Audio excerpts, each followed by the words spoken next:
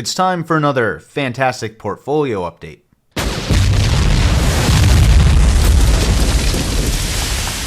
I've been in the red pretty much since I've launched this $100,000 portfolio just 3 months ago.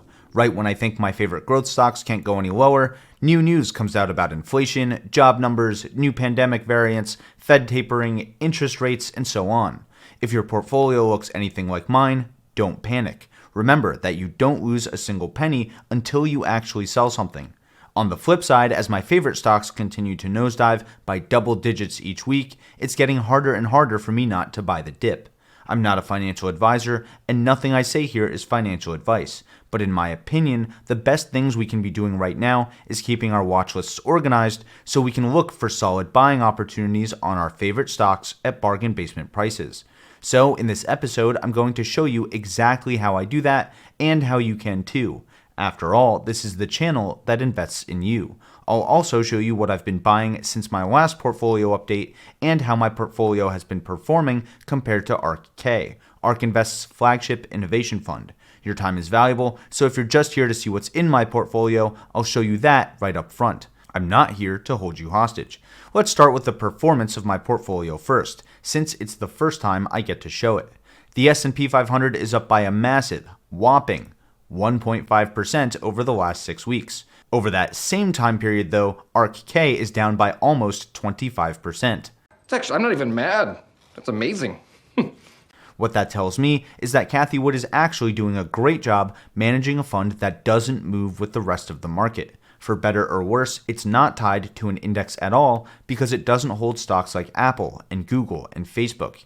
Cathie Wood says time and time again that she's looking for the next Apple, the next Google, the next set of FANG stocks. One of the advantages that I have as a retail investor is that I can buy whatever I want, whenever I want. So I'm simply saving more of my cash and investing in safer companies while ARK Invest doesn't have that luxury. As a result, I'm only down about 11% right now. I can't emphasize enough how much money doing nothing can actually make you. Let's take a look at what I'm currently holding. C Limited is still my number one position by far, and that's not going to change unless something crazy happens. I talk about this stock a lot, and honestly, I need to be talking about it a lot more. So, starting next year, I'm going to cover it a lot more regularly in 2022. Next up, we have Ethereum, which is still the second biggest holding on the list. It's much more volatile than most stocks, so I'm letting it drop down way more before I average into it again. I've also added a small Bitcoin position to the portfolio for a lot of reasons. First, I believe that Bitcoin will end up on more and more corporate balance sheets, as Cathie Wood suggests. Second, a large part of the crypto community believes that Ethereum will overtake Bitcoin as the biggest cryptocurrency by market cap. That event is called the flippening, since Ethereum's and Bitcoin's positions on every crypto list would essentially flip. Ethereum is already bigger than Bitcoin by a couple of metrics, like transaction count and total transaction fees paid. Today, Ethereum is at roughly half the market cap of Bitcoin, even though it's searched way less frequently, and Bitcoin has been a household name for years.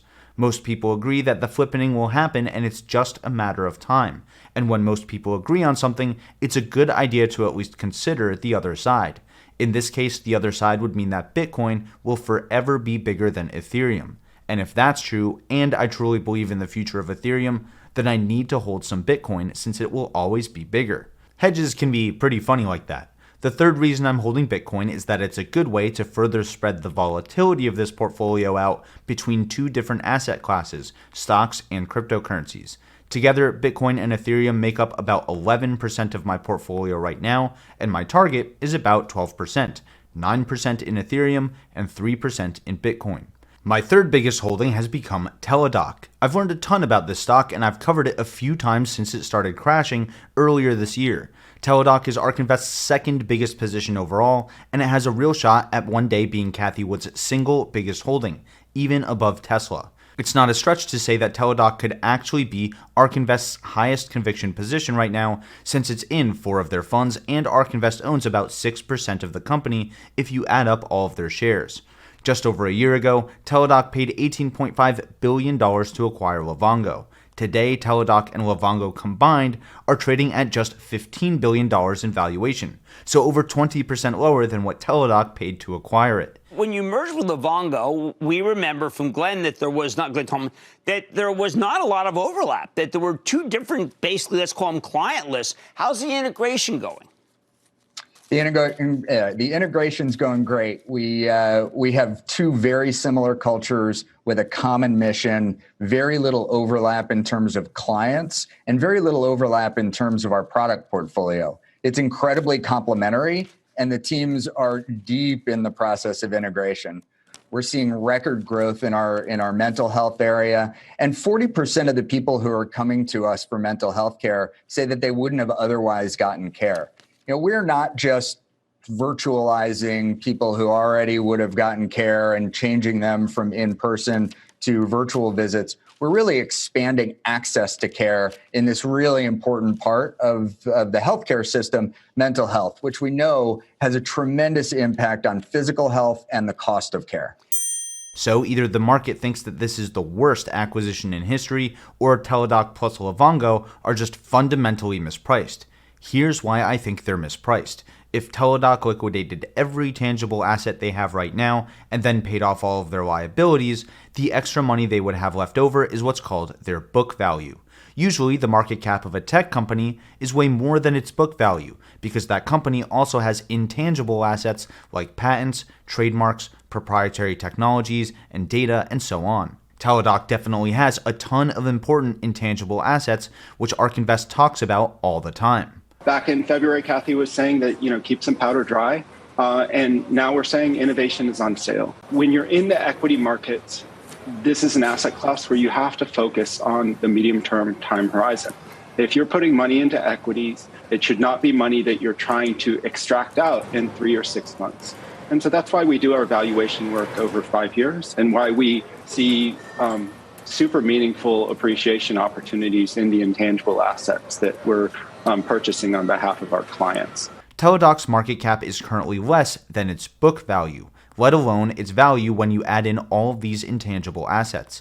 I'm not doing anything crazy here, I'm not betting the house, I'm not taking out a loan, and I'm not overextending myself in any way. But as long as Teladoc is under $100 per share, which is where its market cap would equal its book value, I'm going to keep averaging in. Right behind Teladoc, Palantir currently rounds out my highest conviction positions.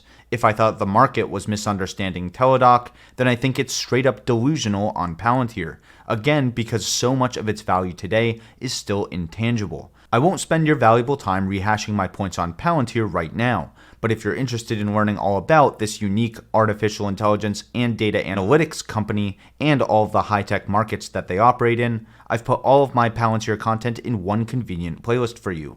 I'll leave that in the top right-hand corner of your screen right now and in the description below as well. The other big changes that I made to the portfolio are all at the bottom, where I actually sold out of my 4 smallest positions: Snapchat, Peloton, Signify Health, and AMD. Let me explain why I did that. In previous episodes, I gave everyone, including myself, a couple of important exercises that I think will instantly make us better investors. The first exercise was to pick your favorite 30 or so stocks. That was your investing universe for a while, and your job was to rank them. It might take a few tries, and if you struggled with any particular stock, that's a good indication that you need to do more research. Once you have your ordered list, the top half becomes your portfolio and the bottom half becomes your watch list. This lets your portfolio and your watch list work together. If you find a new stock that you like, you're not allowed to just buy it. Instead, you throw it onto the bottom of your watch list. Then that stock has to work hard to float to the top of your watch list while you keep learning about every company on your list together. You're only allowed to start buying companies if they get to the top of your watch list, and when you do, you're only allowed to buy tiny amounts to begin with, which would put them in the bottom of your portfolio. That stops you from making impulsive buying decisions. Now that a company is at the bottom of your portfolio, it has to compete with every other stock that you've already invested real money in, including your highest conviction positions at the top. Are you really about to put your next dollar in your 12th favorite company when your top stock just dropped 20%? The opposite is also true. Before you totally sell out of a stock that you put real money into, why not just stop buying it for a while? Keep buying your other stocks, and guess what? The one you stopped buying will start sinking towards the bottom of your portfolio. That's what happened with Snapchat, Peloton, Signify, and AMD for me. My top stocks all dropped around 30%, and these 4 stocks were the ones at the bottom of my portfolio. They were very small positions, and I sold them all for a combined loss of around $400, but I freed up a few grand for my highest conviction holdings. With those 4 stocks gone, the smallest position in my portfolio is now Tesla. No new stocks can enter my portfolio unless I'm convinced they deserve to be there almost as much as Tesla over the next 5 years, which means I'm being really picky here. Picky is exactly what you want to be when every single growth stock goes on sale, which is what's happening right now. If you haven't already checked out my previous portfolio episodes, I really recommend you do that and try those exercises for yourself. There's still plenty of time to organize your lists and catch up on your favorite growth stocks before this dip reverses. I'll leave my most recent portfolio episode in the top right-hand corner of your screen right now and in the description below as well. Here's the next investing exercise. Remember, these are absolutely free exercises that I think will instantly make us better investors once we actually sit down and do them. TradingView is a pretty advanced stock analysis tool. The basic level of TradingView.com is absolutely free. They're not sponsoring me in any way, and I have absolutely nothing to gain by having you try TradingView.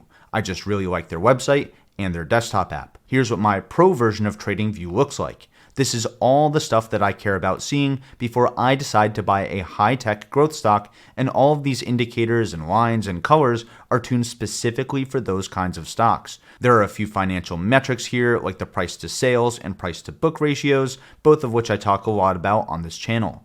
There are a few momentum indicators to let me know if the stock is being overbought or oversold, and a few other scripts that add more information to my price chart. Alright, so what we're going to do is we're going to tradingview.com and we're going to click on the chart. This pulls up a chart of Apple. I do everything in dark mode because I'm super cool like that, so we're going to change that in the basic settings. I'm going to use Apple as an example, but if you create a free account, you can add whatever stocks you want to your own list. Let's add a couple of basic financial metrics to the screen right now. I'm going to click Financials, and then I'm going to type in price to book and price to sales. If you're also interested in things like price to earnings, feel free to click on that one too. We can consolidate these 3 metrics into one screen by moving everything to the same pane. Now we have one pane with 3 different y-axes, and if you're not sure which ratio is which, you can just hide one and then unhide it, or wiggle the axis, or move the mouse over it. Now we can see Apple's stock price as well as these 3 important financial metrics all at once, and everything is synced up in time. Today we can see that Apple is trading at much higher ratios than they were in early November. So Apple isn't really doing much more business than it was 6 weeks ago. Investors are just valuing that business at higher multiples. That's useful info. The other things we can add to the screen are moving averages. This time we go to indicators instead of financials, and we're going to click on moving average 3 times because we'll be adding 3 of them. Right now we can see the 9-day moving average, but what we want to see is the 25-day, the 50-day, and the 100-day moving averages, so all I'm doing is I'm changing the settings for each line to reflect that. You can change the format of these lines however you want. Now when we look at the price chart with these numbers, we have a much clearer idea of when we want to buy the stock. I try to only buy stocks that are at least under this dark blue line, the 25-day moving average. If the price is not below that line, I won't even think about buying it. The 50-day moving average is even better, but you can see that Apple doesn't really touch its 50-day moving average very often. So when it does, it's probably going to be a solid long-term price if you're willing to hold through the short-term volatility. The longer the moving average, the longer it takes to catch up to big swings in the stock's price. So when you pick a number, you're trading between how conservative you want to be with your buy price and how often the stock actually gets below that price. The nice thing about TradingView is it keeps all of your settings across all of your stocks. So if we look at Netflix, we can see that it dips below these lines way more often. That doesn't mean we should go out and buy Netflix stock. It just means that it's a better buy now than it was during the last 25 days on average. Now let's look at Tesla stock. Holy moly. Tesla barely even dips below its 25-day moving average. When the price gets close to the 50-day average, that's probably the best an investor can hope for at least over the short term. So taking your ranked list and setting it up on TradingView and learning about these indicators is the next exercise. Being able to see fundamental financial metrics and some basic price averages at the same time as you look at the stock's price will instantly make you a better investor, and that's what we're here for. So, your new task is to go watch those previous portfolio episodes and rank your own list if you haven't done that already. Then you're going to set yourself up on TradingView to see if now is a good time to buy any of your favorite stocks. Comment below or tweet me at tickersymbolu if you're interested in me doing a full episode on my TradingView setup. I'm happy to do one if there's enough interest. Also, let me know if you use TradingView or if you're using a different charting app. I'm always excited to try different financial tools. TradingView doesn't support this channel in any way, but if you'd like to, or you're just looking for a home for your own portfolio, you can go to public.com/tickersymbolu and you'll receive a free slice of stock worth up to $70 when you fund your account. Public.com is also free to use with no account minimum to get started. They don't charge fees for standard trades, and they allow you to buy slices of stocks for as little as $1. So check it out and grab your free slice of stock worth up to $70 when you fund your account. That's a win-win if I've ever heard one, and I'll leave a link to that exclusive offer for you in the description below as well. And if you'd like to access my buy and sell alerts as they happen, instead of waiting for me to make an episode where I talk about them, consider supporting the channel as an insider tier patron on Patreon or channel member right here on YouTube.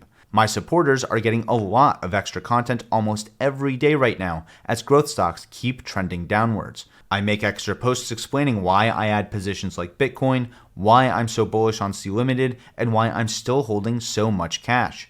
The support of my patrons and YouTube members makes extra investing projects like this portfolio possible, and that means the world to me. Either way, thanks for watching, and until next time, this is Ticker Symbol U. My name is Alex, reminding you that the best investment you can make is in you.